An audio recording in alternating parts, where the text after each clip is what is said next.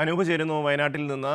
അനൂപ്, പ്രിയങ്ക ഗാന്ധിക്ക് വലിയ സന്തോഷമായി ദില്ലിയിൽ അവർ മാധ്യമങ്ങളോട് സംസാരിക്കുക ഒക്കെ ചെയ്തിരുന്നു. എന്നാൽ ഇനിയിപ്പോൾ വയനാട്ടിലെ ജനങ്ങളെ സംബന്ധിച്ചിടത്തോളം അവർക്ക് ഈ ചൂരൽമല മുണ്ടക്കൈ ദുരന്തവുമായി ബന്ധപ്പെട്ട് ഒരു സഹായം കേന്ദ്ര സർക്കാരിൻ്റെ ഭാഗത്തു നിന്നുണ്ടായിട്ടില്ല. ഇക്കാര്യത്തിലൊക്കെ ഇനി പ്രിയങ്ക ഗാന്ധി എന്ത് നിലപാട് സ്വീകരിക്കും എന്നുള്ളതാണ് എല്ലാവരും ആകാംക്ഷയോടെ കാത്തിരിക്കുന്നത്. എങ്ങനെയാണ് ഇടതുപക്ഷവും അതുപോലെ തന്നെ UDF-ഉം ഈ തെരഞ്ഞെടുപ്പിനെ, ഈ വിജയത്തെ ഒക്കെ കാണുന്നത്?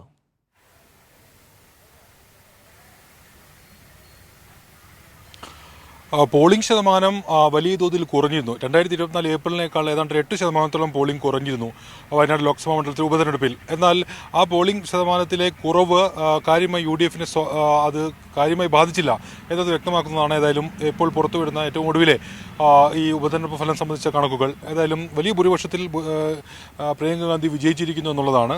4,10,931, അത് 2024 ഏപ്രിൽ രാഹുൽ ഗാന്ധിക്ക് ലഭിച്ച ഭൂരിപക്ഷത്തേക്കാൾ കൂടുതലാണ്. ഏതായാലും അതിൽ രാഹുൽ ഗാന്ധിയെ മറികടന്നുള്ള ഒരു വലിയ വിജയം ഏതായാലും പ്രിയങ്ക ഗാന്ധിക്ക് ഈ ലോക്സഭാ മണ്ഡലത്തിൽ നേടാനായി എന്നുള്ളത് അവരുടെ ആദ്യ പാർലമെന്റ് പ്രവേശന മത്സരം എന്ന നിലയ്ക്ക് അതിൻ്റെ ഒരു പ്രാധാന്യം കൂടിയുണ്ട്. ഏതായാലും വലിയ മുൻനിര നേതാക്കളെല്ലാം വയനാട്ടിലെത്തി ഒരു സജീവമായിട്ടുള്ളൊരു പ്രചരണം വയനാട്ടിൽ നടത്തിയിരുന്നു കോൺഗ്രസിൻ്റെ UDF-ന്റെ.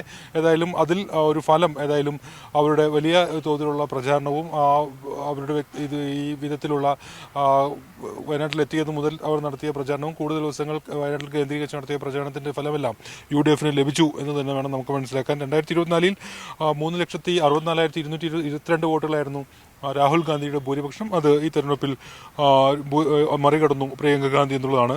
ഏതായാലും നേരത്തെ പ്രിയങ്ക ഗാന്ധി പറഞ്ഞതുപോലെ വയനാട്ടിലെ ജനതയ്ക്കൊപ്പം ഈ വിജയത്തിന് ശേഷം താൻ ഉണ്ടാവും എന്നുള്ള വാക്ക്, അല്ലെങ്കിൽ അതുമായി ബന്ധപ്പെട്ടൊരു അറിയിപ്പ് കൂടി അവർ ഈ വിജയത്തിന് ശേഷം ദില്ലിയിൽ പ്രതികരിച്ചു. ഏതായാലും ദില്ലിയിൽ നിന്ന് അവർ ഈ വിജയത്തിന് ശേഷം വയനാട്ടിലേക്ക് എത്തും എന്നാണ് പ്രവർത്തകർ പ്രതീക്ഷിക്കുന്നത്. ഏതായാലും അടുത്ത ദിവസങ്ങളിൽ ഉണ്ടാകും എന്ന് UDF നേതൃത്വം വ്യക്തമാക്കുകയും ചെയ്യുന്നു. ഏതായാലും നമ്മൾ നേരത്തെ സൂചിപ്പിച്ചതുപോലെ 2019 രാഹുൽ ഗാന്ധിയുടെ തെരഞ്ഞെടുപ്പ് വാഗ്ദാനങ്ങൾ ഒരിക്കൽ കൂടി ആവർത്തിക്കുകയാണ് ഈ തെരഞ്ഞെടുപ്പിൽ പ്രിയങ്ക ഗാന്ധി ചെയ്തത്. ആ പ്രശ്നങ്ങൾ അതുപോലെ ശേഷിക്കുകയാണ്. പ്രത്യേകിച്ച് ഇനി വയനാട്ടിൽ പ്രിയങ്ക ഗാന്ധിക്ക് ഒട്ടേറെ ഉത്തരവാദിത്തങ്ങൾ ഈ വിഷയങ്ങളുമായി ബന്ധപ്പെട്ട് പൂർത്തീകരിക്കാനുണ്ട്. അത് ഏത് വിധത്തിൽ അവർ നടപ്പാക്കും, അതിൽ ഇടപെടും എന്നത് സംബന്ധിച്ചാണ് ഏതായാലും വയനാട് കാത്തിരിക്കുന്നത്. ഈ മുണ്ടക്കൈ ചൂരൽമല ഉരുൾപൊട്ടലിലെ കേന്ദ്ര സഹായം ഉൾപ്പെടെയുള്ള കാര്യങ്ങൾ, അതോടൊപ്പം ഈ രാത്രികാല ഗതാഗത നിരോധനം സംബന്ധിച്ചുള്ള പ്രശ്നപരിഹാരമെല്ലാം അവർ തെരഞ്ഞെടുപ്പ് കാലത്ത് വാഗ്ദാനം ചെയ്തതാണ്.